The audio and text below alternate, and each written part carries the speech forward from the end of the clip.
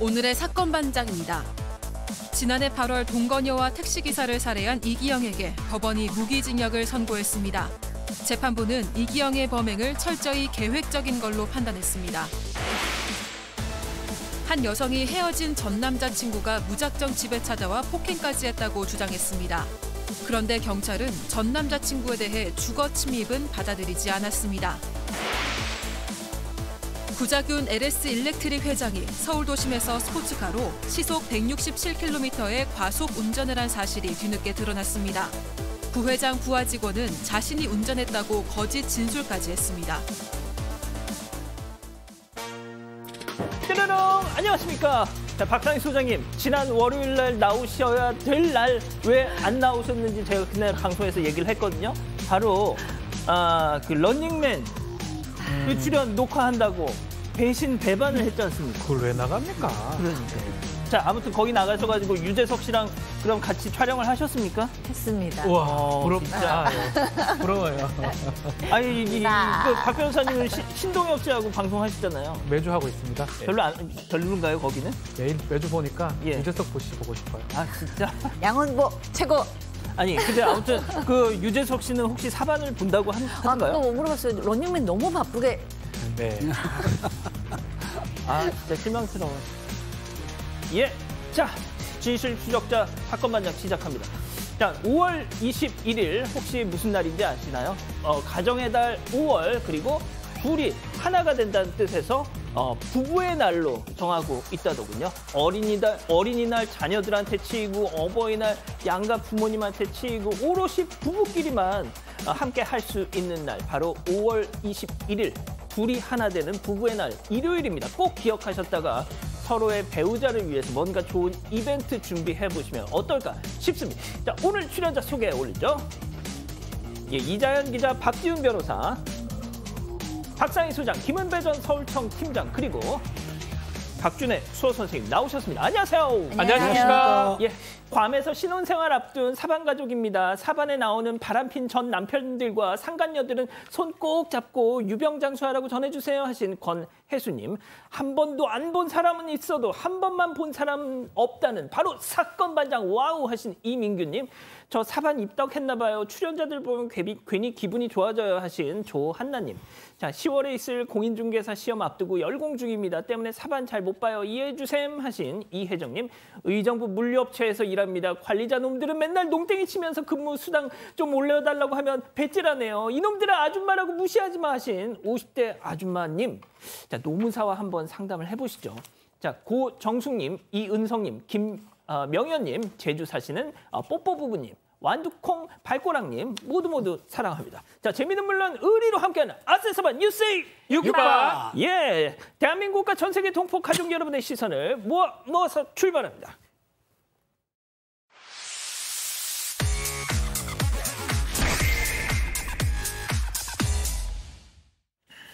자, 반장픽 시작하기 전에요. 속보부터 좀 전해드리죠. 자, 이 기자, 그 유아인 씨, 배우 유아인 씨 무슨 구속영장 신청 소식이 들어왔죠? 네, 지금 본격 수사 들어간 지 103일 만인데요. 경찰이 유아인 씨에 대해서 구속영장을 신청했습니다. 유 씨가 혐의 대부분을 부인했다고 합니다. 그렇기 때문에 증거인멸 또 도주 우려가 있다고 보고 구속수사가 필요하다고 판단을 한 것 같습니다. 이 영장실질 심사는 다음 주 초에 있을 것으로 보입니다. 아, 그렇군요. 참 오래오래 끌었는데 드디어 이제 영장이 신청이 됐군요. 알겠습니다. 첫 번째 뉴스 가보죠. 요란한 투신 소동입니다. 이게 무슨 얘기일까요? 영상으로 만나보시죠. 자, 소방관들이 저렇게 모여 있습니다. 자, 봤더니 한 남성이 저 2층 난간에 올라서 극단적 선택을 시도한다는 것 때문인데요. 자, 이 때문에 지금 보시다시피 에어매트까지 설치된 상황. 아저씨, 빨리 내려와! 설득하는 듯 하지만 아유, 난간에 주저앉은 저 남성. 자, 조심스러운 얘기입니다만 일단 이 영상을 본 누리꾼들 대다수는 그냥 알아서 하라고 해요 하시는데 어떻게 된 영문일까요? 네, 각종 SNS랑 온라인 커뮤니티에 저 현장을 담긴 게시물이 확산하고 있는데요. 이 소동은 서울 신림역 인근에서 벌어졌다고 합니다. 영상 보면 건물 2층 가게 난간에 한 남성이 앉아 있는 걸 볼 수 있습니다. 뛰어내리려는 듯한 자세를 취하고 있는데 혹시 모를 사고를 막기 위해서 그 아래에는 충돌 완화 장치가 설치가 되기도 했습니다. 119 구급대도 출동이 됐고 이 확인 가능한 출동 인원만 5명인데요. 통상 이런 경우에는 경찰도 출동하기 때문에 아마 그보다 더 많은 인원이 투입이 됐을 걸로 추정이 됩니다. 이를 본 한 남성은요, 저 남성 자세히 보면 구조대 비웃고 있는 것처럼 보인다라고 지적을 하기도 했습니다. 자기를 구해주려는 사람 조롱하는 게 말이 되냐라는 비판인데요. 긴급한 사고 현장에 출동해야 할 경찰 그리고 소방 인력을 낭비했다는 지적입니다. 그렇군요. 알겠습니다. 자, 두 번째 이어가 볼게요. 쏟아진 어묵 국물 논란입니다. 자, 이거 지금 온라인 커뮤니티에서 아주 지금 논란이 한창인데요. 영상으로 만나보시죠. 자, 남성 가방 메고 분식집 입장합니다. 어묵 포장 주문하고 저렇게 대기하고 있는데 직원이 저렇게 어묵 그리고 국물을 담고 담았어요. 자, 그리고 비닐을 덮어서 진공 포장 기계로 꾹 눌러서 밀봉을 합니다. 자, 국물이 가득 담긴 용기를 꺼내서 옮기는데 지금 옮겨요. 자, 손님이 계산을 한 뒤에 포장된 어묵을 가방에 넣습니다. 지금 넣고 있어요. 자, 그런데 이후 손님이 포장 문제 때문에 자기 차량에 저렇게 어묵 국물이 샜다면서 세차비를 요구했다는 건데요. 시트가 지금 젖었어요. 자, 영상에서 봤을 때는 일단 밀봉을 하는 모습이 보였는데 어떻게 된 겁니까? 네, 이 어묵을 포장해간 손님이 차에 어묵 국물이 샜다 이렇게 얘기를 하면서 세차비로 30만 원을 요구한다는 분식집 사장의 사연이 올라왔습니다. 이 사장은요, 이 손님이 장 본 걸 그 어묵 위에 올려놨나 보더라면서 이 장바구니로 보이는 가방 그리고 시트 등이 젖은 사진을 공개를 했습니다. 이 사장이 손님한테 클리닝하는 게 어떻겠냐고 물어보니까 손님이 그래도 안 빠질 수도 있으니까 보험 처리를 하고 싶다 이렇게 주장을 했다는 겁니다. 그래서 요구대로 보험 접수를 해줬는데 처리가 왜 이렇게 늦냐면서 다시 한번 연락이 왔다고 합니다. 그래서 이 사장님이 보험사에 접수했으니까 보험사랑 연락하셔라 이렇게 안내를 했는데요. 갑자기 이 손님으로부터 보험 취소하고 소송을 하겠다 이런 문자를 받았다는 겁니다. 이 손님은 문자에서 원만한 해결을 위해서 전화하고 방문 드렸지만 무조건 보험사하고만 말하라고 하니 민사소송 제기하겠다 이렇게 얘기를 했습니다. 자, 저희는 일단 중립 기여를 받겠습니다. 우리 가족 여러분들이 판단해 보시죠. 자, 이런 사연이 전해지고 나니까 손님이 직접 등판을 했어요. 네, 그렇습니다. 그 전에 이야기만 들으면 좀 손님이 좀 너무 과하지 않나라는 생각이 드는 건 사실인데요. 그래서 손님이 좀 나왔어요. 그러더니 나는 일단 30만 원이란 얘기 한 자체가 없다라고 얘기를 했고요. 보험 처리해달라는 얘기도 내게 한 게 아니고 이제 그 어묵 문제가 생겼으니까 가서 이제 환불을 받았대요. 일단 3천 원을 해주겠다고 해서 환불을 받고 또 이제 재포장하고 그다음에 이제 세차비를 주겠다고 하는데 세차비가 얼마인지 그 사장님 앞에서 세차장에 전화를 했대요. 그랬더니 세차장에서 15만 원 정도 들 겁니다라고 얘기를 했고 그러니까 그 남자 사장님이 먼저 그럼 차라리 보험 처리라는 게 낫겠다라는 얘기를 했다라는 거예요. 그리고 그 후에 여자 사장님이 전화 와서 우리가 뭐 세차장을 소개시켜준다 뭐 이런 얘기를 하다가 정확히 이제 서로 의견이 안 맞으니까 이 손님께서 차라리 남자 사장님이 먼저 언급하신 보험 처리하는 게 낫지 않겠냐라고 얘기를 했는데 마치 내가 보험 처리를 꼭 원하는 것처럼 얘기를 했고 좀 화가 많이 나셨어요. 나는 어묵 위에 장바구니 같은 거 올려놓은 적 없다. 그런 부주의한 적 없다라고 얘기하고 비용 처리를 거부할 경우에는 소송도 불사하겠다. 자, 그랬더니 이번엔 또 사장님이 어묵집 사장님이 등판하셨어요. 손님이 이렇게 반박을 하니까 어묵집 사장님 입장에서 30만 원 얘기는 사실은 세차장하고 손님하고 이렇게 번갈아 가면서 남편이 통화를 하다 보니까 이게 달리 전달이 된 것 같고 실제 얘기는 최소 15만 원 정도 세차 비용에 플러스 알파다. 이 정도 지금 얘기가 됐다라고 합니다. 보험 같은 경우는 아마 영업, 배상보험 이제 문제인데 그 보험 얘기도 나가고 소송 얘기도 나온 건 사실인데 이 사장 얘기 입장에서는 지금 나온 것처럼 CCTV상 이 본인들이 실수를 했던 거는 좀 적어 보인다. 오히려 잘 갖고 갔는데 혹시나 다른 쪽에서 아니면 손님 쪽에서 문제가 있는 거 아니냐라고 일단 억울함을 호소하는 그런 상황입니다. 예, 참 어렵네요. 알겠습니다. 자, 다음 뉴스도 이어가 보죠. 사심 채우려고 무단 이탈입니다.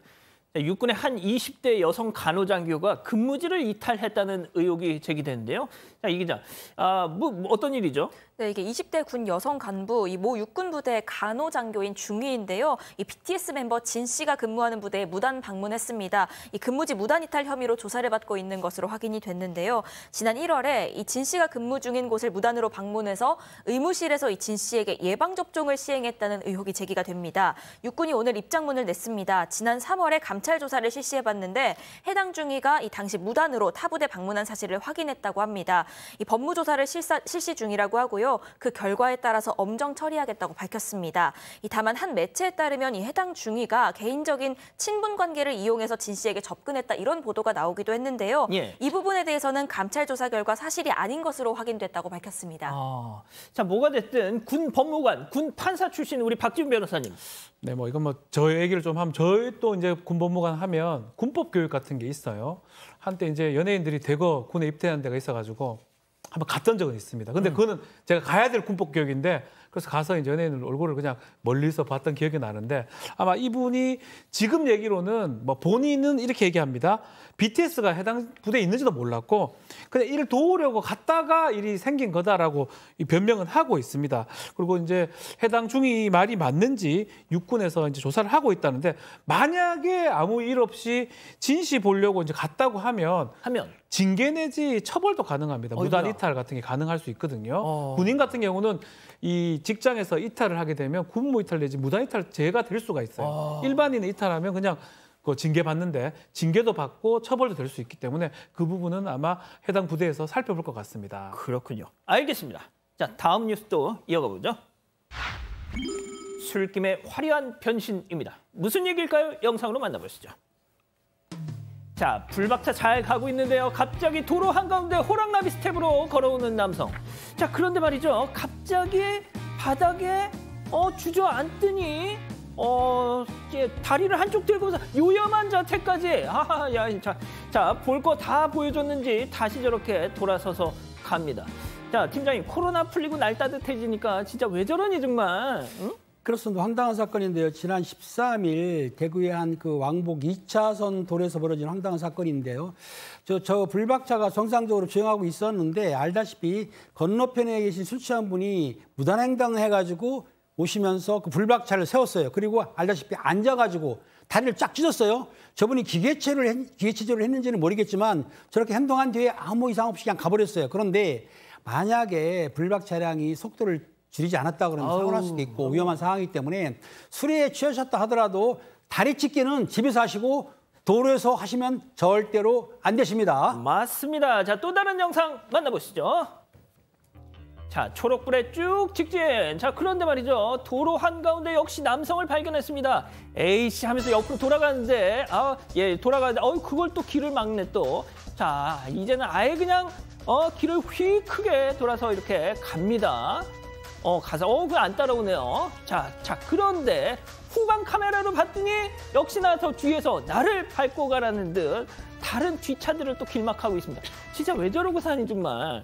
그러니까요. 저 사람이 왜 저렇게는 저 궁금한데 그건 알려지지가 않았다고 하고요. 새벽 1시였다고 합니다. 그러니까 아마도 좀 술 취해가지고 위협을 하려고 그러는 건지 택시를 잡으려고 하는 건데 착각하는 건지는 정확히 모르지만 만약에 운전할 때 이런 경우를 당하신다면 절대로 내리거나 뭐 싸우거나 말을 섞지 마시고 그냥 비상등을 킨 채로 피하신 다음에 경찰에 신고하시는 것이 최선이라고 합니다. 만에 하나 저 사람이랑 상대했다가 저 사람이 다치기라도 하면 도리어 또 차주가 또 다 뒤집었을 수도 있고 또 다른 차에도 피해 줄 수 있기 때문에 좀 지혜로운 대처가 필요한 그런 상황인 것 같습니다. 그러니까요.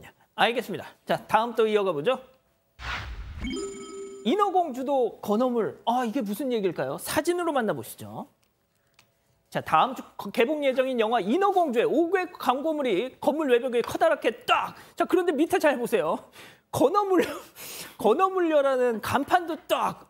이 영화 광고판하고 색깔도 비슷해요. 이게 어떻게 보면 우리말로 저렇게 뭐 좀 이렇게 해석을 해놓은 게 아닌가 싶기도 하고 말이에요. 혹시 이것도 마케팅일까요? 일단 정확하게 확인은 안 되고 있습니다. 근데 놀랍게도 색깔도 색깔이지만 건어물, 마른 생선 뭐 그런 걸 말하는 거죠. 마른 생선 여자이면 인어공주하고 뭔가 매치가 됩니다. 그래서 1층에 영화 옥외 간판 1층에 건어물려라는 저 간판이 있기 때문에 저게 합친 마케팅이냐 오해하는 사람도 있는데 그건 정확하게 확인은 안 되고 있고요. 합성은 또 합성이 아니냐 재밌게 하려고 합성은 아니라고 해요. 실제로 있는 것 같긴 한데 어쨌든 간에 색깔도 똑같고 이름도 마른 인어공주잖아요. 마른 인어 여자 뭐 이런 느낌이 드니까 논란이 지금 되고 있고 오히려 뭐 저것 때문에 또 건어물려도 잘 되고 인어공주도 잘 되고 뭐 이런 효과를 노린 게 아닌가 생각도 들기도 하고요. 솔직히 저도 잘 모르겠습니다. 모르겠어요. 자, 예, 마지막 사연으로 가볼게요. 네. 매진 임박의 두근두근입니다. 이게 무슨 사연일까요? 네, 그 홈쇼핑 중독 아내 때문에 너무 고민이라는 남편 사연입니다. 이 맞벌이 부부인데요. 이 아내가 주말만 되면 집에 있으면서 하루 종일 홈쇼핑만 본다는 겁니다. 그 때문에 충동 구매를 할 때가 많은데 그래서 평일에 퇴근하고 보면은 택배가 한가득 쌓여 있다고 합니다. 이 아내가 사는 게 대부분 식품이나 옷인데요. 이 먹는 건 그렇다 쳐도 옷 같은 경우엔 사이즈가 안 맞는다, 마음에 안 든다 이런 이유로 못 입는 경우가 대부분이라는 겁니다. 심지어 얼마 전에는 집에 냄비 세트가 당연히 있는데 디자인도 독특하고 저렴하다면서 냄비 세트를 샀다고 합니다. 당연히 창고 행위였고요. 이 때문에 이 남편이 앞으로는 좀 무조건 사지 말고 고민 좀 해보면 안 되냐 이렇게 얘기를 했습니다. 하지만 이 아내는 내가 불필요한 걸 산 것처럼 보이냐 언젠간 다 쓴다. 그리고 매진 임박 이렇게 문구 뜰 때 사면은 얼마나 기분이 좋은 줄 아냐 라면서 이 남편을 오히려 이해 못한다고 하는데요. 이 남편은 아내의 이런 충동 구매 습관 고쳐야 한다는 입장입니다. 그렇군요. 자, 기다리고 기다리셨던 푸처 핸즈업 타임. 우리 가족 여러분들도 채팅창에 OX와 함께 참여하고 있죠. 먼저 남편입니다. 여보, 지훈이 엄마, 당신 2X라지야. 제발 좀 현실을 인정해. 왜 당신이 완판 여왕 김세롬이 입는 옷을 사는데. 김세롬은 슈퍼모델 출신이야, 동그라미. 야, 이거. 아니, 아내 얘기 들어보세요. 다음은 아내입니다. 어머머머머머, 매진임박 떴어. 080-4반. 아유, 오빠, 은배 오빠, 머리 좀 치워. 전화번호 안 보이잖아. 아이, 마감했어. 아유, 진짜 짜증나. 너 때문에 마감했잖아, X. 들으니까 더 안 돼요. 예, 이거 뭐 일단, 뭐, 답은 정해져 있었던 것 같은데. 그렇습니다. 옛날에 저희 때에는 지름신이 강림했다는 말이 있었어요. 그러니까 저는 그때 무조건 사는 사람이 있는데 사실은 저렇게 갑작 구매해서는 사실 큰 도움이 안 되지 않습니까? 마음이 허하신 분들이 저렇게 구매를 하셨는데 저런 걸 구매하면서 포만감을 느끼는 것 같아요. 어떻든 간에 무조건 저렇게 사게 되면은 경제도 문제지만은 본인도 그 습관이 되기 때문에 제가 보기에는 저런 구매를 좀 바꾸셔서 좀 줄였으면 싶어요. 절대로 지름신이 강림하면 안 됩니다. 채팅창에 아직까지 X가 없습니다. 예? 그러니까요. 저희가 저번 주인가요? 저희 1+1에 대해서는 맞습니다. 제가 1+1 찬성한다고 했잖아요. 그때는 사실 음식에 제한되어 있고 또 그렇게 비싸지 않아요. 1+1은. 근데 홈쇼핑은 이게 1+1이 아니에요. 막 이렇게 뭐 10개, 20개씩 오고 가격도 좀 더 비싼 경우도 많고 음식물이 아닌 뭐 옷이나 뭐 좀 당장 필요 없는 물건을 사는 경우가 많고 지금 아내가 얘기했잖아요. 임박할 때 사려면은 얼마나 기분 좋은지 알아? 라고 얘기했잖아요. 네. 그게 사실 쇼핑 중독 증상을 보이시는 분들이 굉장히 많이 하는 말이거든요. 그러니까 임박할 때 딱 사면은 그때 스트레스가 쫙 풀리는 느낌. 그래서 요거는 제가 반대할 수밖에 없었습니다. 자, 박 변호사님. 사실은 이건 아주 나쁜 습관이라고 보입니다. 뭐 매진 임박 이게 거짓으로 쓰지는 않겠지만 3분 남았어요. 3분. 예, 그게 이제 확 끌어들이는 거거든요. 거기에 다 끌려들어서 구매를 하게 되면 과소비를 할 수밖에 없고요. 이 본인의 어떤 생활 어떤 규모를 넘어서는 소비를 한다면 남편 입장에 당연히 제지를 시키는 게 맞는 것 같고 아마 남편이 집에 들어갈 때마다 택배 볼 때마다 득검할 것 같아요. 쓰러질 것 같아요. 진짜. 보면 그게 필요한 물건도 있지만 지금 근데 말한 것처럼 맞벌이신데 필요하지 않는 것들 많이 구매를 하잖아요. 내가 벌어서 내가 좀 쓰겠다는데 그래도 안 됩니다. 너무 가소비는 안 됩니다. 필요한 것만 사야죠. 그렇군요. 알겠습니다. 자, 이 기자. 네, 근데 가족 여러분들이 본인 사연 같다는 분들도 굉장히 많으시네요. 한이맘님은 홈쇼핑은 못 참지 하셨고요. 이동현님, 제 얘기 같아요. 요즘 고치려고 노력하고 있어요. 라고 말씀을 하셨습니다. 정영화님, 중독 구매입니다. 그 시간에 차라리 밖으로 나가서 걸으세요 하셨고요. 바비주요님은 무통장 입금으로 주문하시고 고민한 뒤에 입금하는 습관을 들여보세요 하셨습니다. 그렇군요. 알겠습니다. 자, 어제 저희가 이 푸처 핸즈업 운동광 안에 식단 관리 때문에 먹거리 고민이라는 남편의 사연을 전하면서 여자 김종국 뭐 이런 제목을 달았었죠. 자, 임수정 여사님 보고 계신가요? 제가 여자 김종국입니다. 우리 신랑은 옆에서 된장국, 삼겹살 맛나게 먹어요. 같이 산다고 꼭 똑같이 먹을 필요 있나요? 각자 식성대로 먹고 안 아프면 되는 거죠. 사연자 부부님도 저희 부부처럼 각자의 삶을 존중해 보세요 하셨습니다. 그 말씀이 정답 같네요. 면도에 클렌징을 더한 질레트 랩스 딥 클렌징 바. 면도날이 닿기 전 이물질을 제거. 한 번의 움직임으로 깔끔한 면도와 각질 제거를 동시에. 신제품 질레트 랩스 딥 클렌징 바. 한국인의 관절로 태어나 온돌의 나라답게, 백의 민족답게 우리의 관절은 마르고 닳도록 살아왔다. 한국인의 관절 건강, 이제 콴첼과 상의하세요. 관절엔 콴첼.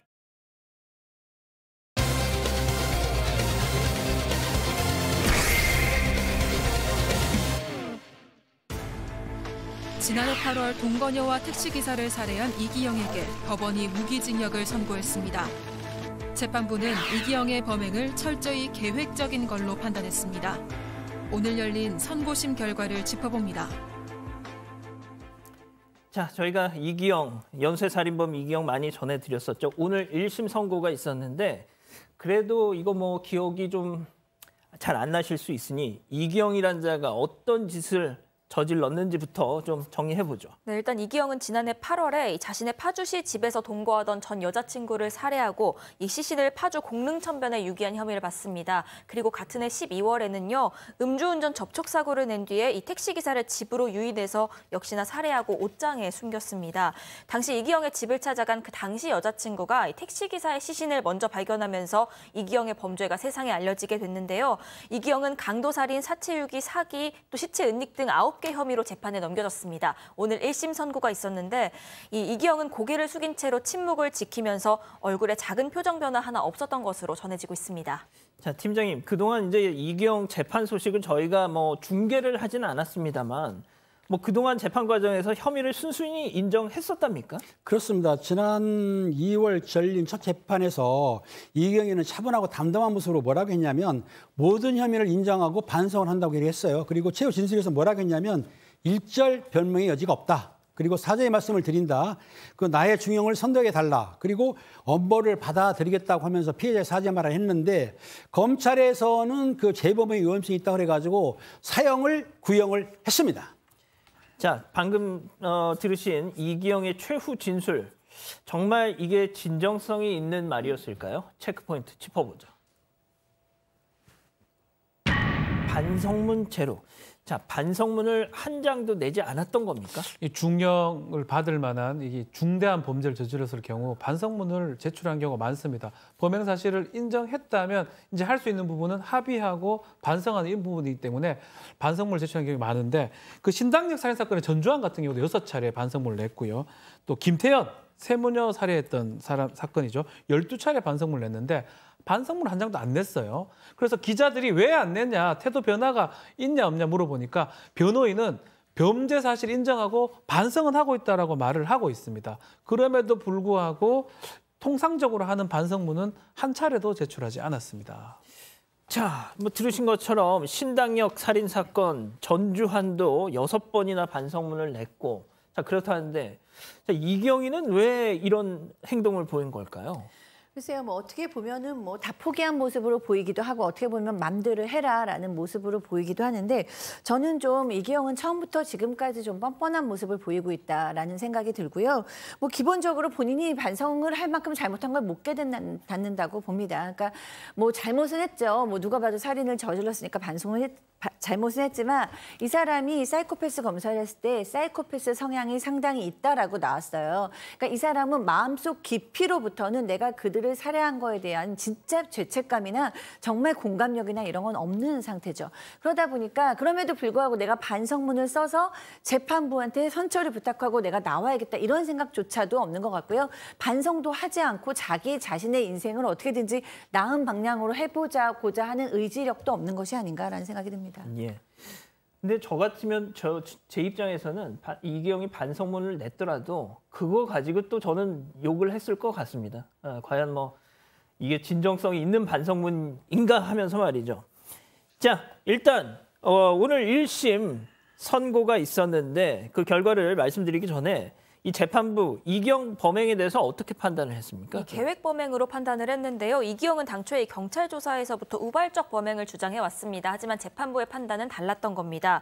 이 재판부는요, 이 피고인이 사체를 유기하기 쉬운 상태로 만들었고 또 시신을 일부러 비 오는 날을 골라서 천에 버린 점 등을 지적을 했습니다. 또 피해자의 지인들에게 피해자가 살아있는 것처럼 메시지를 보낸 점도 이 범행을 미리 계획한 것으로 본 이 부분 중에 하나인데요. 이 피해자들의 사체를 유기한 후에 일말의 양심의 가책도 없이 이 피해자들의 돈을 썼고 또 일상생활을 유지하는 등 인면수심에 대단히 잔혹한 태도를 보였다고도 지적했습니다. 근데 중요한 것이 지금 택시기사분과 또 전 여자친구를 살해했잖아요. 전 여자친구의 시신은 아직까지 찾지 못하고 있습니다. 예? 자, 팀장님. 아까 이기영은 자신의 입으로 중형을 선고해서 사회적 물의가 더 이상 발생하지 않도록 해달라. 뭔가 정말 뭐 자기 깐에는 상당히 쿨하게 또 이런 얘기도 했던데 재판부는 어떻게 결정했습니까? 재판부에서는 이렇게 말을 했습니다. 만약 법이 허용했다면 가석방 없는 무기징역을 선택했을 텐데 사실 우리나라가 가석방 없는 무기징역은 없습니다. 그리고 피고인을 사회로부터 격리하는 방안도 고려할 만큼 상당히 중한 범죄인데 그리고 대단히 잔혹하고 중한 범죄인데 더군다나 그 유족 고통은 상상할 수 없을 만큼 고통이 있다는 걸 재판부가 인식했어요. 하지만 그 피고가 범행을 시인했습니다. 하고 유족을 위해서 3천만 원의 공탁을 걸었나 봐요. 그렇기도 하고 그런 점을 잠작해가지고 재판부에서는 무기징역을 선고를 했습니다. 그리고 전자발찌 30년을 부착하라고 선고를 한 상태입니다. 자, 앞에 CG 1심 재판부 CG 다시 한 번만 좀 띄워주세요. 만일 법이 허용했다면 그거 있습니다. 예. 자, 보시는 것처럼 만일 법이 허용했더라면 가석방 없는 무기징역형을 선택해서 피고인을 사회로부터 격리하는 방안을 고려했을 수 있을 만큼 대단히 잔혹한 범죄에 해당한다. 자, 박 변호사님. 네. 저거 정말 저는 이 재판부의 워딩을 읽으면서 참 비겁하다라는 생각이 들었습니다. 예? 그렇죠. 지금 저 가석방 없는 무기징역이 종신형입니다.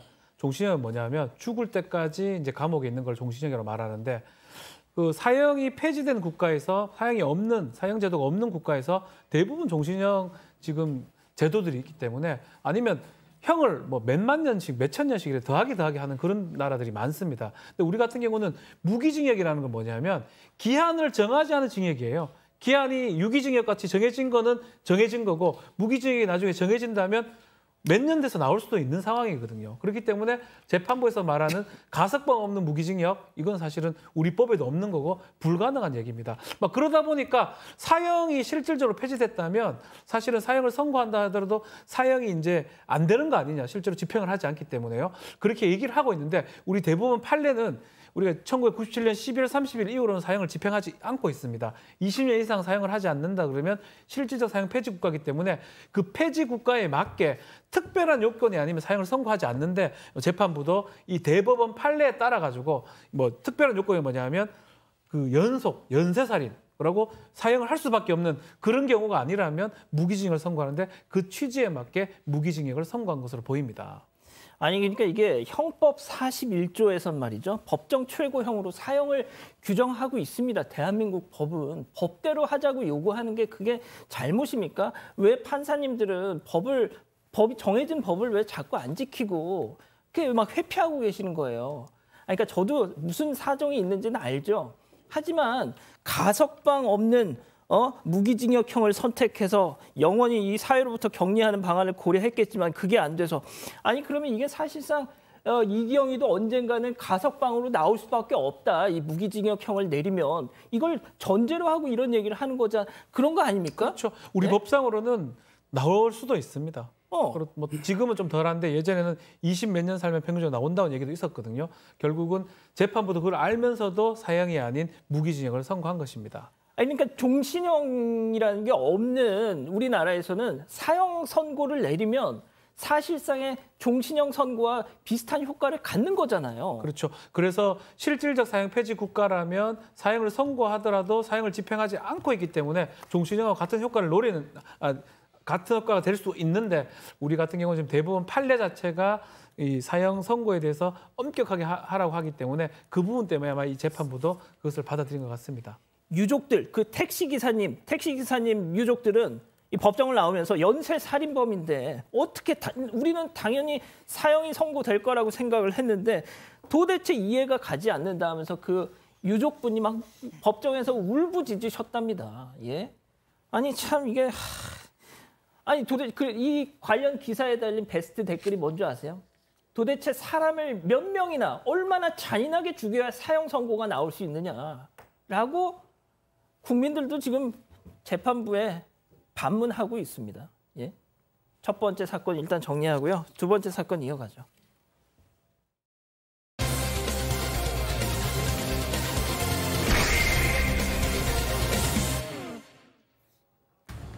망설임 없이 저벅저벅 계단을 오르는 남성. 잠시 뒤 그곳에서 한 여성이 구급대원의 부축을 받아 집을 나섭니다. 이날은 여성이 남성에게 이별을 통보한 다음 날이었습니다. 그 상황에서 저를 밀치고 목도 졸랐었고 기절한 상태에서 성추행도 하고 뺨도 때리고 그랬었어요. 입원 치료를 받아야 할 만큼 온몸은 피멍투성이었고 이사는 물론 직장까지 그만둬야 했다는 여성. 하지만 그 무엇보다도 황당했던 건 바로 경찰의 대응이었다 말하는데요. 대체 조사 과정에서 무슨 일이 있었던 걸까요?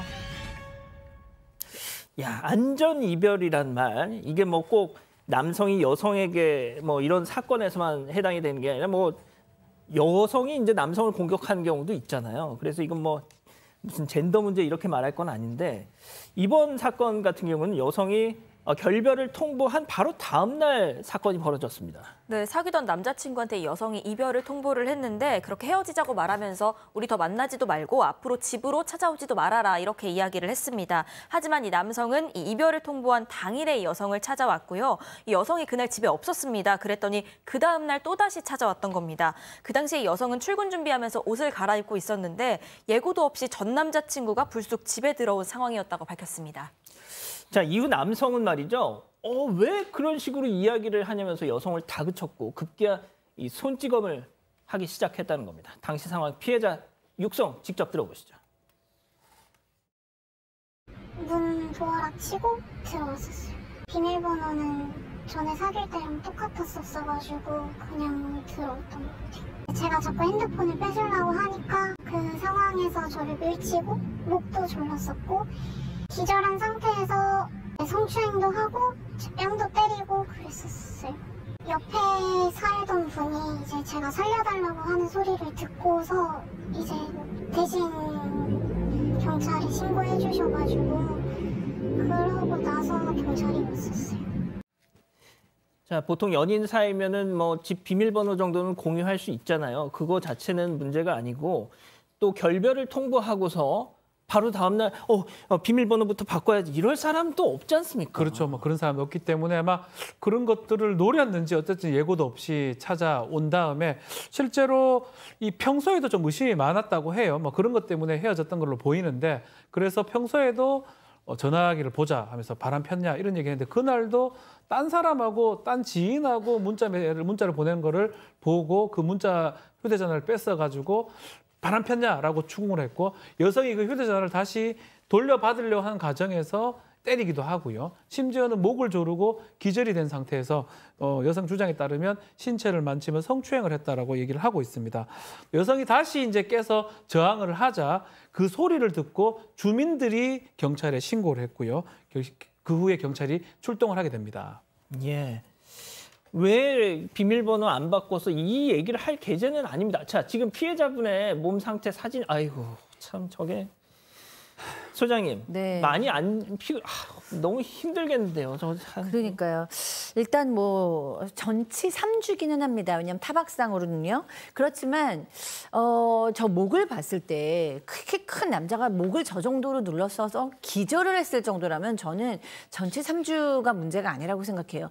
저거는 기절을 할 정도면 죽을 수 있었다는 얘기예요. 저 목은 생명하고 연결되는 곳이잖아요. 그래서 실제적으로 정신을 잃었었다라고 얘기를 하기 때문에 저는 상당히 위험했다. 같다라는 생각이 들고요. 병원에서도 외상 후 스트레스 장애다라고 소견을 냈다고 합니다. 그만큼 큰 충격에 쌓여 있고 지금 치료도 받아야 되고 정신적으로도 너무 큰 충격을 받아서 뭐 회사도 그만뒀고요. 우리 늘 얘기하는 거지만 피해자인데 이사 갔습니다. 네, 그리고 항상 누가 문만 잡아도 놀라고 남자친구 같은 모습만 봐도 놀라고 그렇기 때문에 굉장히 지금 불안감과 공포에 시달리고 있다고 합니다. 자, 그러면 여기서 이번 사건의 체크포인트 짚어보죠. 주거 침입대 동거입니다. 자, 주거 침입 비밀번호 지금 막 마음대로 누르고 들어왔으니까 그건 그렇다 쳐요. 동거는 무슨 얘기죠? 그 동거가 이제 남성 측이 주장하는 내용입니다. 일단 이 여성은 경찰 조사 과정에서요. 만나던 사이도 맞고 그렇기 때문에 자주 집을 드나들었던 것도 맞다고 했습니다. 하지만 명백히 헤어지자고 이야기한 상황이었고 집에 찾아오지 말라고 거부 의사도 표현한 상태에서 이 막무가내로 들어온 상황이었으니까 주거 침입 혐의로도 조사를 해달라 이렇게 요청을 합니다. 하지만 이 남성은요. 이 집에서 사실상 동거를 했다고 주장을 합니다. 그러니까 사실상 자신이 살던 곳에 들어간 거다 이런 주장인데 이게 받아들여졌다는 게 여성 측의 입장입니다. 이 여성은 경찰로부터요. 자주 집을 오갔기 때문에 주거 침입 혐의는 넣기 힘들다. 또 성폭행 역시도 CCTV 같은 입증할 증거가 없어서 어렵다. 이런 얘기를 들었다는 겁니다. 이 피해자 측의 변호사는 피해자에 대한 조사도 없이 가해자 측 주장만 가지고 주거 침입이 안 된다. 이렇게 판단한 부분에 대해서 다시 의견을 전하겠다고 밝혔습니다. 자, 주거 침입과 관련한 경찰의 이런 대응, 그거는 잠시 후에 팀장님께 다시 여쭤보겠고요. 자, 그리고 또 전 남자친구랑 쌍방폭행으로 지금 입건이 됐다고요? 아, 네, 그렇습니다. 지금 이 남자친구 가해자죠. 이 남자친구가 나도 맞았다. 나도 손톱으로 막 할퀴고 그다음에 나도 흉기로 위협을 받았다라고 얘기를 한 거예요. 서로 맞았다고 주장을 하기 때문에 두 사람 모두 상해 협의로 입건이 된 상태입니다. 일단 이 여성의 설명에 따르면 내가 할킨 것은 맞는데 그거는 그쪽에서 날 목을 조르니까 생명의 위험이 있을 정도로 놀랐기 때문에 그 손을 떼내기 위해서 할킨 것이다. 그래서 정당방위다라고 얘기를 하고 있고요. 그다음에 지금 여성이 또 얘기를 했는데 저는 이것이 사실이라면 좀 너무 어이가 없는데요. 여성이 기절을 할 정도로 지금 우리 사진을 보고 있잖아요. 저 목을 저렇게 손가락 자국이 선명할 정도로 눌렀으면 숨을 못 쉬었고 기절했잖아요.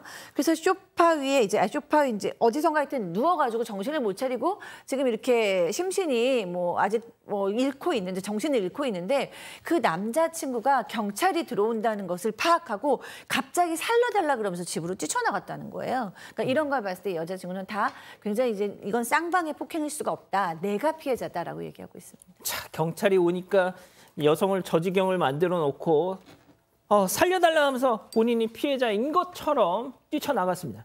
자, 그리고 최초 신고를 한 게 옆집 주민이었다고 하는데요.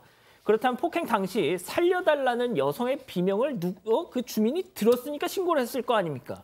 자, 상황적으로 누가 피해자였는지는 이런 조사를 해보면 좀 이 감이 올 것 같은데 경찰의 대응이 조금 미흡한 답답합니다. 부분이 있다고 지금 피해자의 변호사 측에서 주장하고 있는데 당시에 여자가 피해 보니까 비명을 질렀을 거 아닙니까? 그럼 주변에 있는 거주자들이 들을 수도 있잖아요. 그럼 그 거주자 상대로 조사하다 보면은 피해자가 누군지 알고 있었는데 좀 조치가 미흡했다는 상황이고요. 제가 보기에는 아마 그 상처라든지 이런 거 보면 알 수도 있는데 어쨌든 또 경찰이 출동했을 때 피해자라고 주장하는 여성분이 뭐라고 했냐면 성추행을 당했다고 얘기를 했는데 즉각적인 추가 조사도 안 했을 뿐만 아니라 그리고 별도의 보호 조치를 안 했다는 거예요. 이런 것에 대해서 이제 의문을 갖고 있는데 경찰에서는 지금 말을 아끼고 있어요. 사실은 왜냐하면 이 정당방위가 좀 약하지 않습니까? 그렇다 하더라도 그 당시에 피해 상황을 확보를 되고 또 그리고 휴대폰도 확인해보고 또 주변에 탐문 수사를 하게 되면은 실제적으로 가해자가 누구고 피해자가 누군지 나올 수 있는데 조금 이 부분이 좀 부족한 부분인데 경찰에서는 현재 지금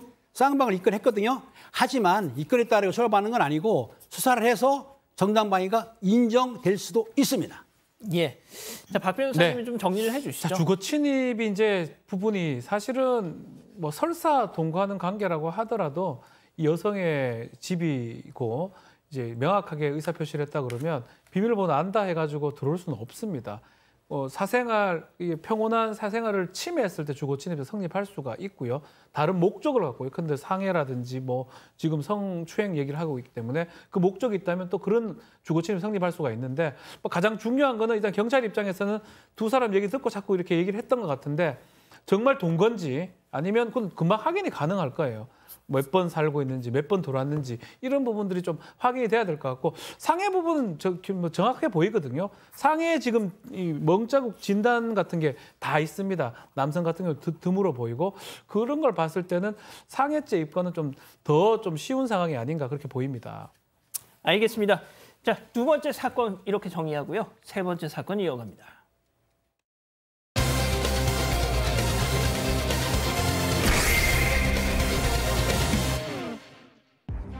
구자균 LS 일렉트릭 회장이 서울 도심에서 스포츠카로 시속 167km의 과속 운전을 한 사실이 뒤늦게 드러났습니다.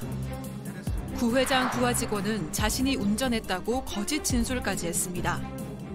뒤늦게 드러난 사건의 정황을 파헤쳐 봅니다.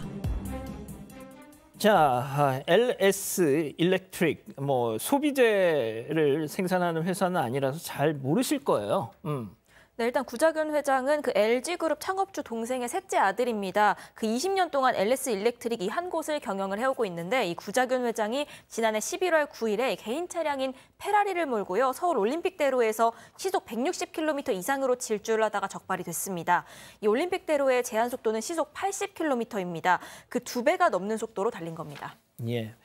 찾아보니까 변압기, 배전반, 공조기 이런 거 만드는 회사던데 과속 적발될 수 있죠. 근데 문제는 부하 직원인 김모 부장이 제가 운전했어요 라고 했다는 거 아닙니까? 그렇죠. 운전자는 원래는 구자균 회장이 한 건데 시속 160km 이상으로 운전을 한 건데 같은 회사에 있는 부장이 내가 운전을 했다라고 주장을 했고 경찰은 좀 이상하게 생각한 것 같아요.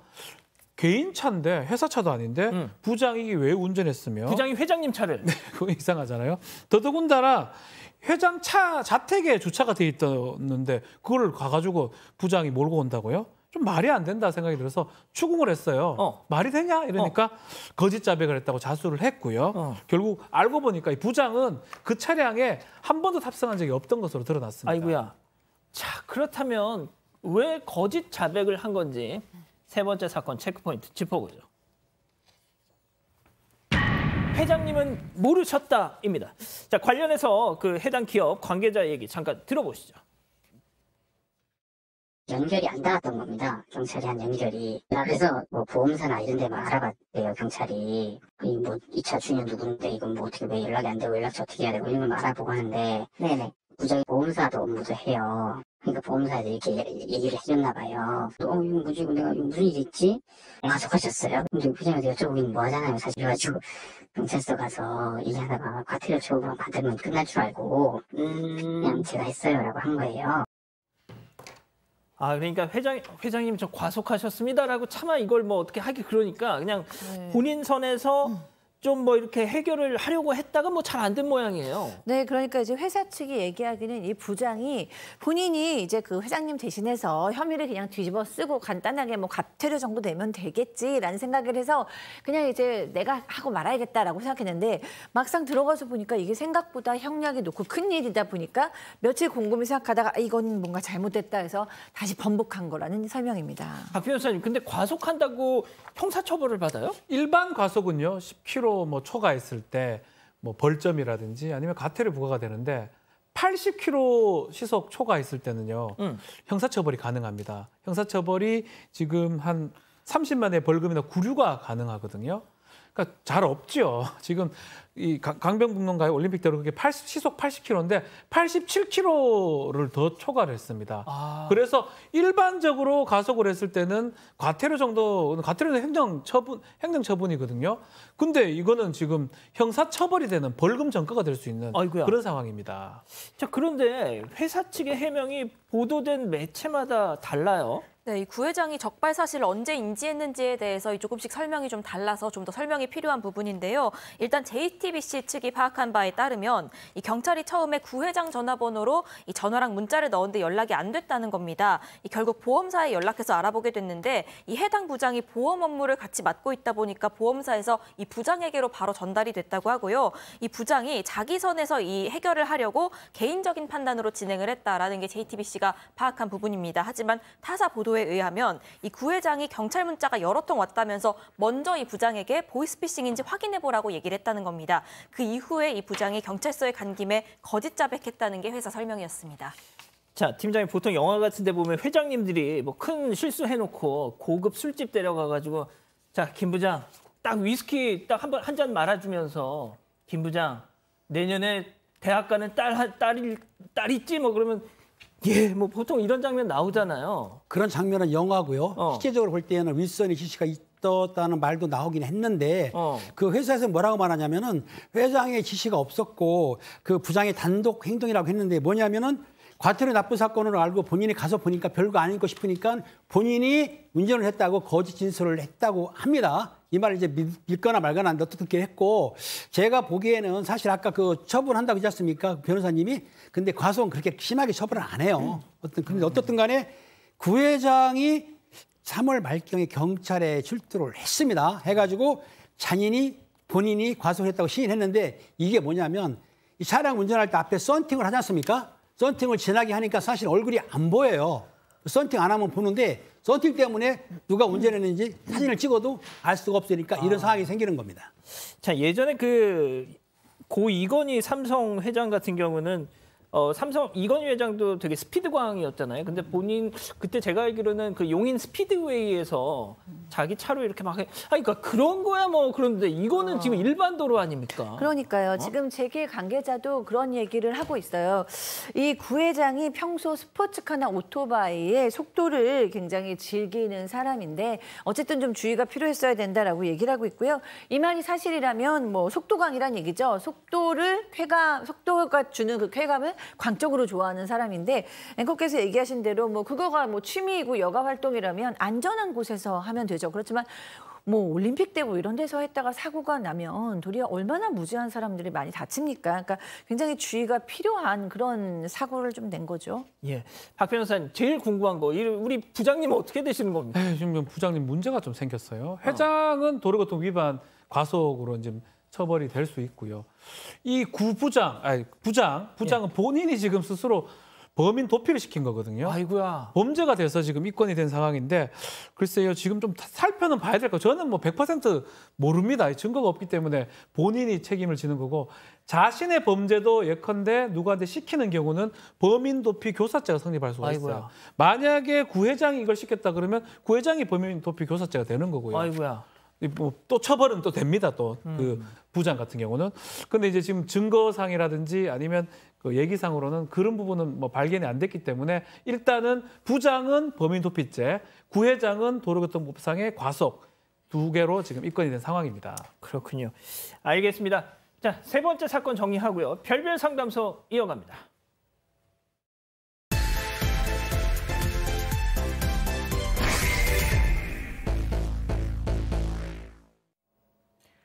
늦은 나이에 결혼해서 어렵게 딸을 출산한 이 씨. 눈에 넣어도 아프지 않은 딸은 건강하게 자라서 벌써 고등학교 1학년이 됐는데요. 그런데 이렇게 천사 같았던 딸이 최근 사춘기에 접어든 건지 용돈을 받으면 비싼 화장품을 사는데 탕진하고 친구 부모님과 비교하는 발언까지 서슴지 않는다고 합니다. 심지어는 사사건건 엄마에게 시비를 걸고 욕설까지 내뱉는다고 하는데요. 문제는 이런 와중에도 머리가 좋은 딸은 상위권 성적을 유지하고 이를 핑계로 부모에게 더 큰 요구를 한다는 겁니다. 이미 다 커버린 딸을 이제 와서 어떻게 교육시켜야 할지 모르겠다는 이 씨. 이 모녀의 관계 다시 회복할 수 있을까요? 예, 제가 앞서 오프닝에서도 말씀드렸지만 5월 21일 일요일 부부의 날이지 않습니까? 그래서 오늘만큼은 좀 부부 얘기는 좀 하지 말자 해서 고등학생 딸을 가진 어머니의 사연을 준비했습니다. 이혼 문제보다 어떻게 보면 더 어렵죠. 자, 우리 가족분들도 가족 여러분들도 들어보시고 이 댓글 조언 많이 좀 달아주십시오. 자, 내용 시작해보죠. 네, 일단 이 씨는 현재 50대고요. 당시 비교적 늦은 나이에 결혼을 해서 곧바로 좀 아이를 가지고 싶었는데 몇 년간 좀 찾아오지 않았습니다. 그러다가 노력 끝에 딸을 낳게 됐는데요. 3년 뒤에 이어서 또 딸을 출산하게 됐고 그 딸들이 지금 17살 그리고 14살입니다. 이 딸들은 여태까지 큰 속썩임 없이 잘 자라왔고요. 특히 둘째 딸 같은 경우엔 부모님에게 애교도 많이 부리는 사랑스러운 딸입니다. 이 큰 딸은 어릴 때부터 좀 쌀쌀맞긴 했는데 그렇다고 문제될 정도는 아니었고 공부도 꽤나 잘했습니다. 이 집안이 넉넉한 편이긴 했는데 이 아이들이 어릴 때부터 맞벌이를 했기 때문에 부모가 옆에 붙어서 살뜰하게 챙기기까지는 못했던 상황이었습니다. 좀 평소에 이제 채팅창에 딱 이렇게 시작하자마자 이혼 딱 했는데 오늘은 버려 딱. 아직 좀 더 들어보세요. 네. 너무 극단적이십니다. 근데 이 첫째 딸이 사춘기가 온 거예요, 고등학교 가서? 네. 자, 중학교 때까지는 이제 평범하게 학교를 다녔던 것 같습니다. 근데 중학교에서 외국 고등학교를 가기 위해서 준비를 좀 했었는데 공부를 좀 잘했다고 했죠. 근데 외국 고등학교는 가지 못하고요. 일반 고등학교에 진학을 했는데 고등학교에 가면서 조금 변했던 것 같아요. 화장도 하고요. 또 그리고 머리에 파마도 하기도 하고. 그래서 뭐 엄마 입장에서 또 아빠 입장에서는 고등학생이라서 외모에 좀 관심이 많아졌나 이렇게 싶었는데 그 정도가 좀 가해집니다. 어느 날 말도 없이 머리를 노랗게 염색해 하고 집으로 들어옵니다. 그런데 뭐 저희 때야 뭐 이제 우리 뭐 박 변호사님 다 아시겠지만 뭐 이제 선생님들이 자 들고 다니면서 막 뭐 이마 위에다 해서 3cm 넘어가면 이 이발기를 확 밀어버리고 그랬지 않습니까? 저희는 고등학교, 중학교 다 이제 두발이라고 그때 표현했었는데 제한이 있었습니다.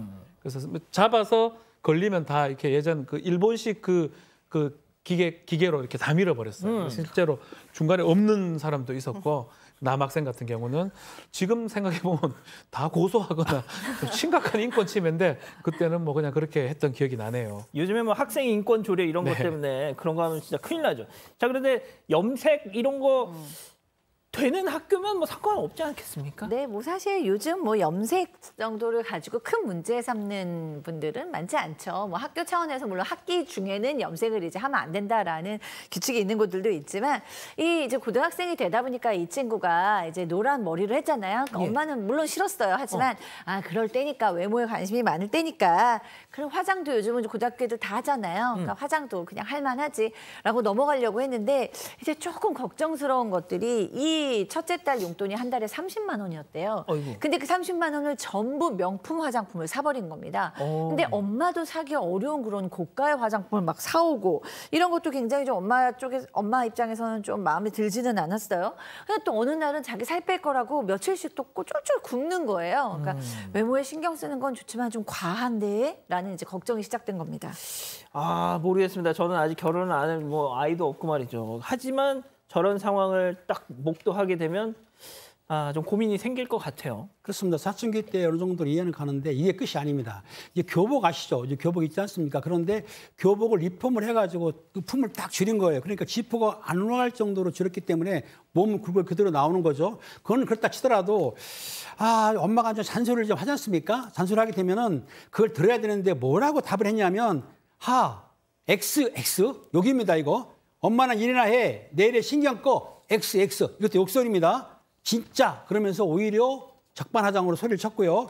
이 충격 먹은 엄마나 부모님들이 뭐라고 화를 내고 달래기도 하고 용돈도 안 줘봤더니 용돈 안 주면은 아예 학교를 안 가고 방 안에서 그냥 있는 거예요. 황당하죠. 그러니까 이거를 용돈을 끊거나 어떻게 설득해서는 안 된다. 그러니까 방법을 써왔지만 실패를 했습니다. 보통 이제 버스 같은 거 타고 가다 보면 여고생, 또 남학생들 이렇게 모여 있는데 요즘에는 왜 이렇게 욕을 잘하는지 막 진짜 마음 같아서는 진짜 야 이 자식들아는 뭐 하고 싶은데 그러다가 또 맞잖아요, 제가. 자, 그런데 아무튼 이게 그 자기들끼리 그러는 거야, 오케이. 네. 야, 이거를 그 쌍욕을 막 부모 앞에서 한다? 그렇죠. 그리고 부모님 대상으로 이렇게 하지도 않죠. 그런데 문제는요, 이런 상황인데 또 얘가 머리는 좋습니다. 얼마나? 그래서 공부를 굉장히 잘해서 예. 전교 1등을 놓치지를 않아요. 이 외고 진학 실패하고 일반고 진학하고 나서부터 공부에 좀 더 집착을 하기 시작한 것 같은데 학원도 3-4개씩 다니고 싶다고 해서 해달라는 대로 다 해줬습니다. 그런데 그랬더니 내가 이렇게 공부를 잘하는데 내가 낸데 이런 마음이 좀 생긴 것 같습니다. 그래서 잔소리를 하면 내가 전교 1등 하는데 그거면 된 거 아니냐, 뭘 더 바라냐 라면서 오히려 당당하게 나와서 부모를 할 말 잃게 한다고 합니다. 자, 그러면은 여기서 우리 가족 여러분들 푸처인잡 한번 잠깐 약식으로 한번 해볼게요. 예. 우리 가족 여러분들도 채팅창에 OX로 함께 참여해 보시죠. 자, 착한데 전교 꼴찌 딸이 좋다. 동그라미.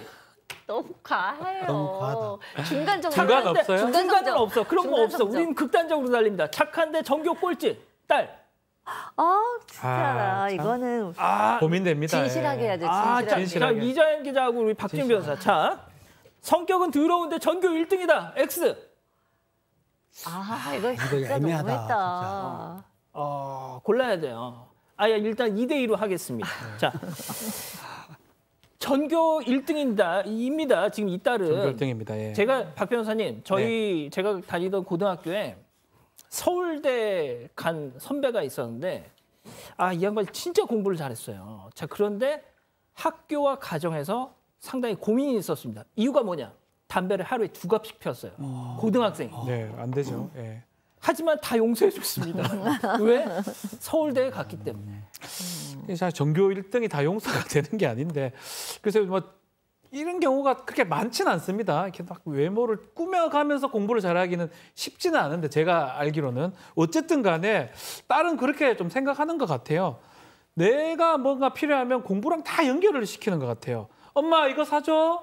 이거 안 사주면 내가 정신이 팔려서 1등을 놓칠 것 같은데? 뭐 이렇게 얘기를 하기도 하고, 뭐라 하면 엄마 전교 1등이 얼마나 안 해봐서 모르지 엄마는. 이거 유지하는 게 얼마나 힘든데 뭐 공부를 해봤어야 알지 엄마가. 아이고야. 라고 하기도 하고요. 내가 서울대학교를 가면 우리 집도 엄청 부자가 되는데 엄마도 또 어디 가서 우리 딸 서울대 갔다 자랑할 거 아니야? 그러면 나한테도 잘해야 되는 거 아니야?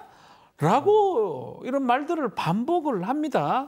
처음에는 좀 받아주기도 했는데 이거를 지금 언제까지 받아줘야 되냐. 그래서 지금 한계가 온 게 아니냐 그렇게 느꼈다고 합니다. 서울대 뭐 졸업한다고 꼭 부자가 안 될 가능성이 더 높아요. 착각을 하고 있는 것 같은데.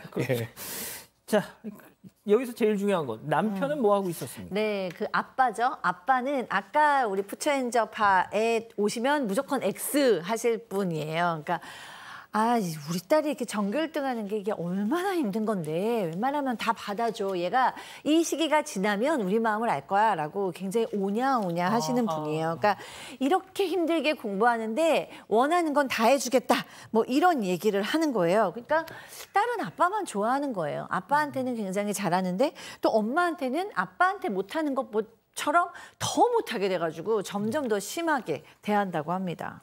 야, 이거 참 어렵네요. 자, 그런데 동생도 있다고 했었잖아요. 언니가 이러면은 동생도 언니도 저러는데 나도 저럴 거야라고 할 수 있는 거 아닙니까? 그런데 언니가 동생한테 못되게 굴어가지고 둘째도 언니를 굉장히 싫어한다고 하는데 예를 들면 동생이 컴퓨터를 하고 있어요. 전원을 싹 빼버립니다. 아주 콩쥐팥쥐 같아요. 그리고 동생에게 신발을 새로 사면은 그 신발을 몰래 신어가는 거예요. 아마 발 사이즈가 거의 맞는 것 같아요. 이런 행동하니까는 당연히 그 동생이 싫어했겠죠. 그래서 스트레스 받았는데, 근데 둘째는 공부를 조금 못합니다. 많이 못하는 건 아니고. 그러니까 이제 중학생이라 결정할 단계는 아닌데, 그전에는 이제 엄마가 큰애한테 공부해라 했는데, 공부를 잘해도 인성이 부족하니까 둘째 딸한테는 공부하라고 강요를 않고 인성이 우선이니까 공부를 적당히 하고 인성을 갖추는 게 낫겠다 싶어서 공부하라고 크게 강요는 안 한다고 합니다. 진짜 인성이냐 아니면 공부냐. 이 진짜 양자택일의 상황인데, 자, 아무튼 최근에 아주 이 결정적인 사건이 발생했어요. 네, 사건이 터졌습니다. 큰딸이 한 달 전에 중간고사를 봤는데요. 당연히 1등이었고 이번에 올백에 가까운 점수가 나온 겁니다. 이 성적표가 나오니까 의기양양해서 평상시에 눈여겨봤다면서 명품 운동화를 사달라고 조르기 시작을 합니다. 그런데 가격을 보니까 그게 200만 원이었습니다. 이 고등학생이 200만 원 가까운 운동화 사달라고 하니까 너무 황당해서 일단 그건 안 된다고 했습니다. 그랬더니 딸이 갑자기 자기 화장품이며 뭐며 온갖 물건들을 다 던지면서 화를 내기 시작을 하는 겁니다. 내가 힘들게 공부를 했는데 고작 이거 하나 못 해주냐 이런 논리였는데 이 욕하면서 물건 던지기까지 하는 딸을 보고 경악을 금치 못했다고 합니다. 이야, 알겠습니다. 좋습니다. 자, 그럼 이쯤에서 별별 상담소 오늘의 궁금증 짚어보죠.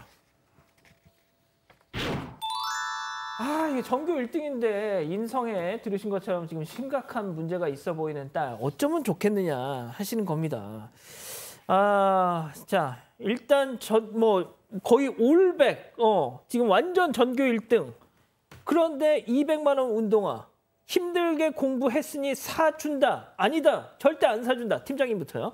사주지 않겠습니다. 사주게 되면은 버릇이 돼요. 이번 기회에 엄마 아빠가 단합해가지고 첫째 딸 교육을 확실히 시키고 그것도 안 된다. 그럼 박상희 수장님한테 와서 교육을 시켜야 돼요. 전 근데 아무튼 계속 소장님 말씀해 주세요. 네, 저도 200만 원짜리 운동화는 사주지 않습니다. 그거는 이제 어른들도 신지 못하는데 아이한테는 절대 필요 없는 거라고 생각이 들고요. 그렇지만 이 아이가 제가 봤을 때는 중학교 때까지는 조용조용 착하다가 고등학교 때 와서 뭐 염색도 하고 막 친구와 동생도 못 사게 굴고 이렇게 막 명품 요구하고 그런데 학습 스트레스가 작용하고 있을 가능성이 꽤 있기는 하거든요. 그러니까 이 명품 운동화 200만 원은 절대 안 되지만 이 아이가 왜 이런지를 알고 이 아이가 원하는 바는 들어보고 그 기본적인 어떤 것을 원하는지에 대해서는 좀 엄마가 관심을 가질 필요는 있다라는 생각이 듭니다. 저는 지금 나와 계시는 이 네 분이 약간 조금 이 본심을 숨기고 계시는 게 아닌가. 저는 이제 저희 중3짜리 딸이 있는데 공부를 잘했으면 좋겠는데 뭐 그렇게 잘하는지 정확하게 알 수는 없습니다. 근데 이게 저는 좀 이해가 안 돼요. 공부를 잘하는 아이들 보면 다른 데 좀 신경을 덜 쓰는데 이 친구는 이것도 하고 저것도 잘하고 또 공부하고 이걸 연결시키는 어디서 이런 걸 배웠는지. 천재. 연결하면 연결할수록 공부를 떨어지게 마련이거든요. 놀면서도 공부 잘하는 애들 제일 얄미운 애들 있잖아요. 부럽기도 한데. 저희가 그 가수 박진영 씨가 저희 고등학교 선배인데 앞서 그 사례가 아닙니다. 오해하지 마시고. 근데 이 양반이 세상에 공부도 잘하고 놀기는 또 엄청 잘 놀아. 그래서 아무튼 뭐 어쨌든 간에 200만 원 이 짜리 운동화는 사실 학생들한테는 큰 거기 때문에 뭐 저도 이 두 분하고 똑같이 제 딸이라고 하더라도 공부보다 인간이 돼야 되거든요. 인간이 되라고 할 것 같아요. 뭐 근데 지금은 너무 오기는 많이 왔는데 미리 그렇게 얘기를 해야 되겠죠. 아이들한테. 공부보다는 인성이 더 중요하고 사람 사회생활하는 그걸 배워야지 공부 1등 하면 뭐하노 인간이 덜 됐다 이렇게 생각을 할 것 같긴 하거든요.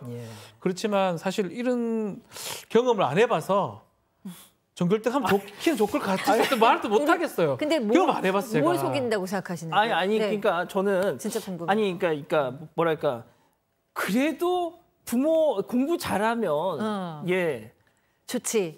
공부 잘해도 사이가 안 좋으면 너무 힘들어요. 공부를 암만 잘해도 엄마 아빠랑 계속 다투고 공부 잘하는 애가 또 그렇지는 않던데 제가 알기로는 못하는 애들이 다투는데 이런 게 드물긴 드문데 어쨌든 간에 공부도 중요하지만 인성이 부모 키우는 입장이 더 중요한 것 같아요. 공부를 잘하기 자기 할 일을 너무 잘하기 때문에 그 아이가 원하는 것을 무조건 안 된다고 하기는 어려워요. 아이가 다 똑똑한 아이지. 그렇기 때문에 그렇지만 대부분의 부모님은 공부만 잘한다고 해서 우리 아이의 정서도 인성도 인간관계도 망치는 것을 그냥 묵과하겠다라는 부모님은 별로 안 계실 거예요. 그래서 공부를 잘하는 건 좋고 조금 그 공부 잘하는 걸 많이 좀 자랑스러워하고 좀 생각해 줄 필요는 있지만 이렇게까지 아이가 버릇없다면 그건 좀 대부분의 부모님들도 혼내고 싶을 것이다. 좋습니다. 자, 이 기자 우리 가족 여러분들 많은 지금 말씀을 주고 계세요. 정말 뜨거운 반응 보여주시고 계십니다. 장순규님 학교 우등생이 사회 우등생은 아니더라 하셨고요. 엔젤님 공부 잘해서 부모 주냐 지 좋으려고 하는 거지 하셨습니다. 또 니나리리님은요. 인성이 저런데 공부만 잘하면 뭐합니까? 사람이 돼야죠 하셨고요. 김나미님 그래도 저 집 애는 공부라도 잘하지 우리 집 애는 에휴 하셨습니다. 성격도 안 좋고 공부도 못하고 안타깝습니다.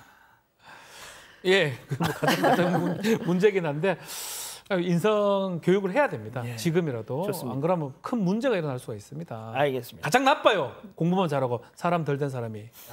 저는 그렇게 생각합니다. 사람도 나쁘고 공부도 못하는 게 제일 나쁜 거죠. 그게 오히려 낫지 않... 모르겠습니다. 더 이상 성격도 나쁘고 공부도 못하는데 나쁘게 이용할 수 있으니까요. 자기 그 안 좋은 인성을. 진짜. 사회에 해를 끼칠 수 있지 않습니까? 화이트 범죄 뭐 이런 거. 저는 그렇게 생각합니다. 알겠습니다. 자, 별별 상담소 이렇게 정리하고요. 글로벌 픽 이어갑니다.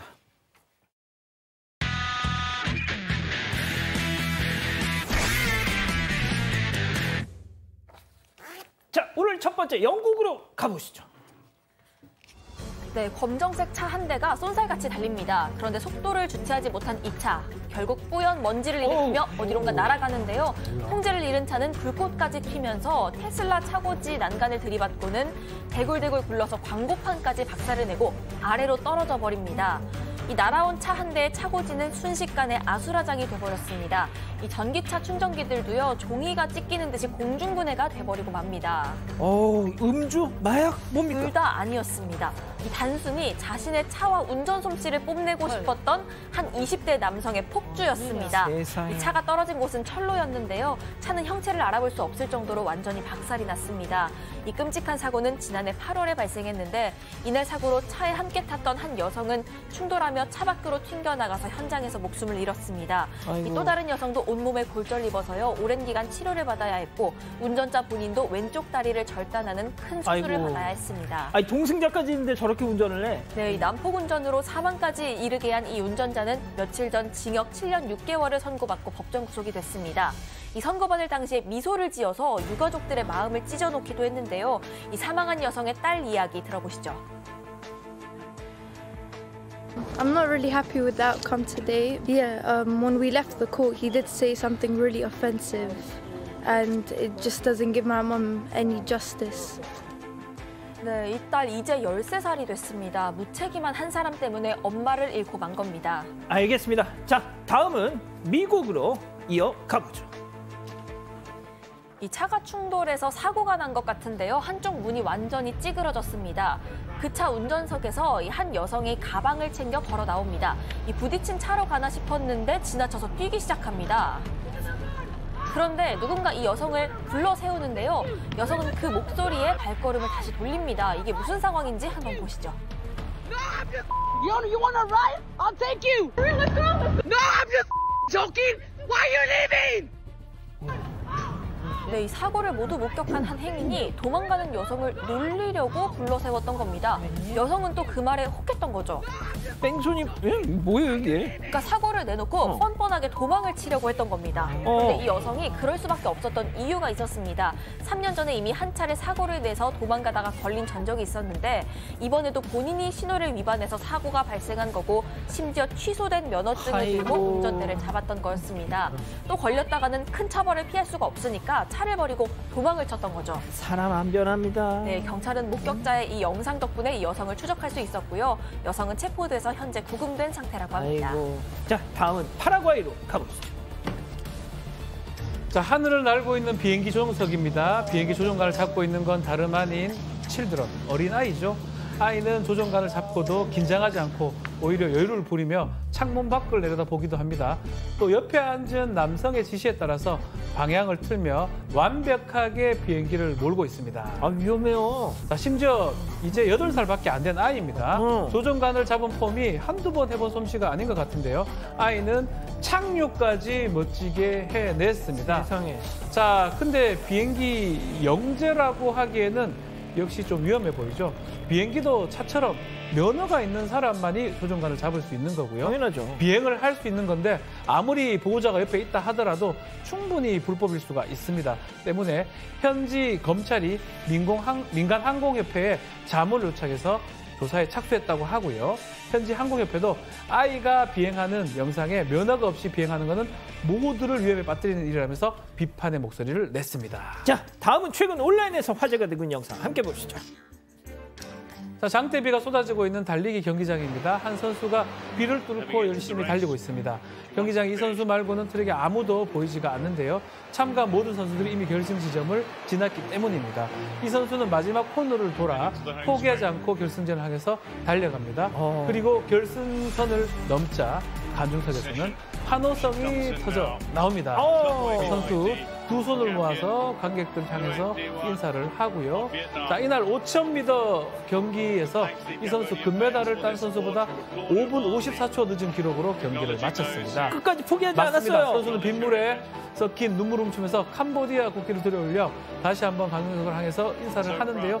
이 선수는 경기 전에 코치들이 경기를 만류했을 정도로 몸이 좋지 않았다고 합니다. 세상에. 어릴 적부터 앓은 빈혈이 하필 경기 당일날 심해졌던 건데, 하지만 이 선수 자신의 나라에서 처음으로 열린 국제대회에서 절대 포기할 수 없고 책임감으로 끝까지 두 다리를 움직여서 맨 마지막으로 돌았지만 1등보다 더 주목을 받았습니다. 아유, 감동적입니다. 진짜. 예. 자, 사랑하는 사건반장 가족 여러분, 행복한 주말 보내시고요. 저희는 다음 주 월요일 별이 6개 반, 4반, 6반 저녁 6시 반에 다시 옵니다. 안녕히 계십시오.